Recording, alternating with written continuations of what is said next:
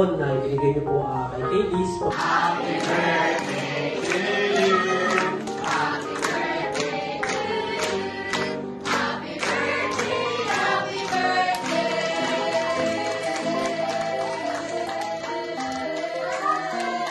Happy birthday to you!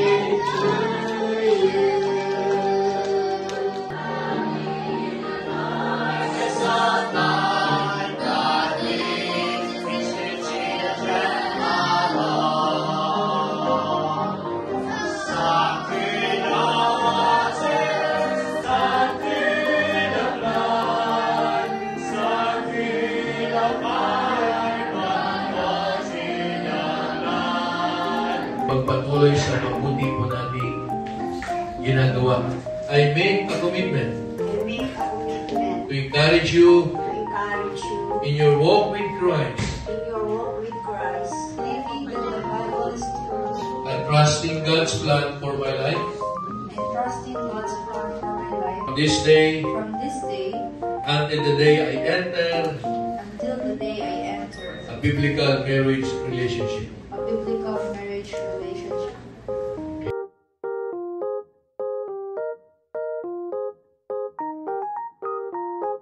College na working professional kahit mag-asawa is nandun sa kalooban ng Panginoon.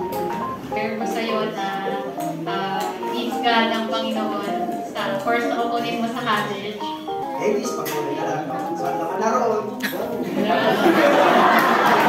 Napag-take ka din ng kahit saglit na break. Kasi hindi mo naging break ako minsan. Kasi parang magkakaroon kasi yung natakot sa mga mas makapag-isip na ng maayos. I-pray also na sana pagdating sa college, pagkahinga ka kanya sa mga pagiging circle of friends. Kaylis yung sa lahat ng naging estudyante namin ngayong Bible School, siya yung kita mo pinakaseryoso. Kahit anong mangyari, marami mong pagsubok, mag-stay ka sa simbahan. Sabi ko, basta nagtapat ka sa Panginoon, kasagutin yung panalangin. Malayo pa yung takbuhin niya, kailangan lagi niyang kasama yung Panginoon sa buhay. Focus mo siya dun lagi sa goal niya eh. Pagpatuloy mo lang, nandito kami ni Ate Apple, support na sa'yo. Wala nga kami mga tao. Pag kailangan mo na financial. Ingat ka lang. Sabi nga kasi ng Bible na may sinabi doon na kung iniisip mo na malakas ka, mag-ingat ka. Kasi baka isang araw, magulat ka na lang, makabagsak ka naman. Ito mo yung kahit sa choir practice kami, nandyan yan sa gilid, gumagawa ng mga notes niya sa school. So, pwede po talaga pagsabayan yung pag-aaral at saka yung pag-ministry. Nung matapos yung pag-baptize, alam ko inanap niya ako, inanap ko siya. So, nag-keep kami sa sulong. So, niya ako sabi niya, teacher din. Kasi nga, na-baptize ko.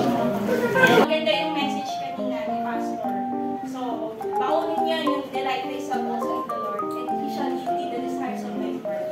May Paul na papasok ng Bible School. Isa siya sa mga magandang example na huwag niyo pong isipin na magiging struggle niyo yung Bible School or yung ministry sa church sa pag-aaral niyo.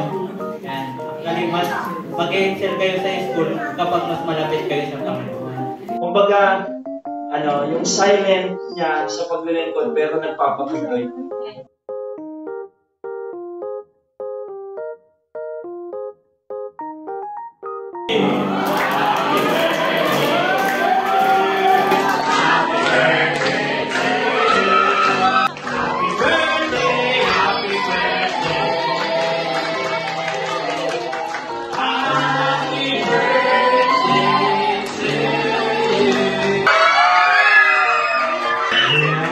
Bless our life, especially ng buhay pananampalataya.